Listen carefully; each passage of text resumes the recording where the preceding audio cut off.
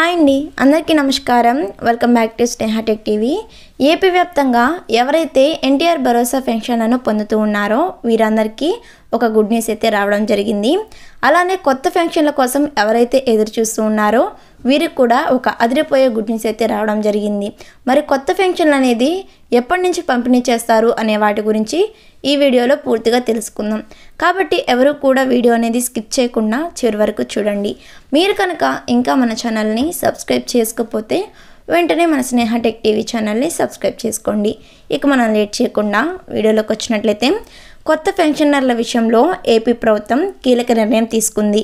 ఎంతో కాలంగా కొత్త పెన్షన్ల కోసం వేచి చూస్తున్న వారికి గుడ్ న్యూస్ చెప్పింది. అతి త్వరలోనే కొత్త పెన్షన్లు మంజూరీ చేయాలని కూటమి ప్రభుత్వం నిర్ణయం తీసుకుంది. ఇందుకోసం ఇప్పటికే ముహూర్తం కూడా ఖరారు చేసింది. కొత్త పెన్షన్ల మంజూరీ చేయడంతో పాటుగా అర్హత లేకుండా పెన్షన్ తీసుకుంటున్న వారికి కోత వేసేందుకు సిద్ధమైంది. ఈ మేరకు ప్రభుత్వం అధికారులకు ఇచ్చిన ఆదేశాలతో ఇప్పటికే సరికత్తు ప్రారంభమైంది. ఏపీలో కొత్త పెన్షన్ల జారీకి రంగం సిద్ధమవుతుంది. వచ్చే నెల నుంచి కొత్త పెన్షన్ల కోసం దరఖాస్తులను స్వీకరించడంతో పాటుగా జారీ దిశగా ప్రభుత్వం మార్గదర్శకాలు ఖరారు చేస్తోంది. తాజాగా ఏపీ ప్రభుత్వం అసెంబ్లీ వేదికగా కొత్త పెన్షన్ల జారీపైన ప్రకటన చేసింది. వచ్చే నెల నుంచి ఇందుకోసం దరఖాస్తుల స్వీకరణ ప్రారంభం కానుంది. ఆన్లైన్ విధానంలో పాటుగా వార్డు, గ్రామ సచివాలయాల ద్వారా దరఖాస్తులు స్వీకరించాలని నిర్ణయం తీసుకుంది. ఇందుకు సంబంధించి వారి ఎంపిక సైతం గ్రామ సభల ద్వారానే నిర్వహించాలని సూత్రప్రాయంగా నిర్ణయం తీసుకుంది. కొత్త దరఖాస్తుదారులకు అర్హతలతో పాటుగా సమర్పించాలని డాక్యుమెంట్లపై స్పష్టత వచ్చింది. దాదాపు 2 లక్షలకు పైగా కొత్త పెన్షన్ల కోసం దరఖాస్తులు ఇప్పటికే పెండింగ్లో ఉన్నట్లు అధికారులు గుర్తించారు.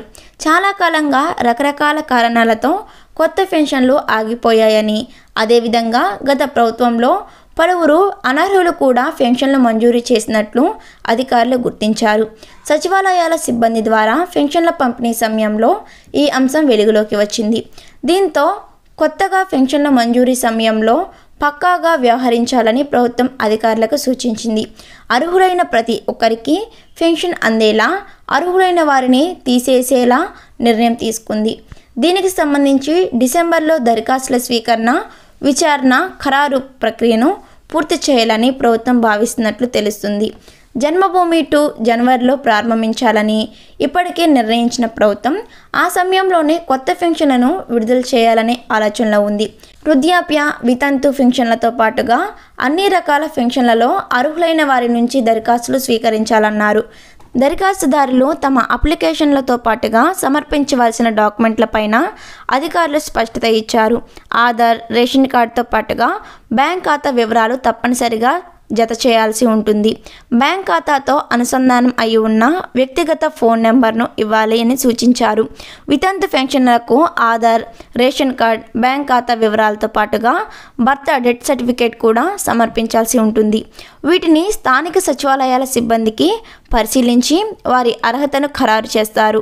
వీరికి జనవరి నుంచి కొత్త పెన్షన్లు పంపిణీ చేసేలా ప్రభుత్వం సూత్రప్రాయంగా నిర్ణయం తీసుకుంది. అర్హత లేని వారికి తొలగింపు అంశంలోనూ ప్రభుత్వం విధి విధానాలను ఖరారు చేయనుంది. సో చూసారు కదా వ్యూవర్స్, ఎవరైతే కొత్తగా పెన్షన్లు తీసుకోవాలి అనుకుంటున్నారో, ఎవరైతే కొత్తగా పెన్షన్లకి అప్లై చేయాలి అనుకుంటున్నారో వీరందరికీ కూడా ఇది ఒక గుడ్ న్యూస్ అని చెప్పుకోవచ్చు. కొత్తగా ఎవరైతే ఎన్టీఆర్ భరోసా పెన్షన్ల కోసం ఎదురు చూస్తూ ఉన్నారో వీరందరికీ అయితే జనవరి నెల నుంచి కూడా ఈ యొక్క పెన్షన్ పంపిణీ అనేది చేయడం జరుగుతుంది. మరి ఇలాంటి ఇన్ఫర్మేషన్ వీడియోస్ కోసం వెంటనే మన స్నేహా టెక్ టీవీ ఛానల్ని సబ్స్క్రైబ్ చేసుకోండి. వీడియో నచ్చితే తప్పకుండా లైక్ చేయండి. ఈ వీడియో మీద మీ అభిప్రాయం ఏంటనేది కామెంట్ చేయండి. Thanks for watching.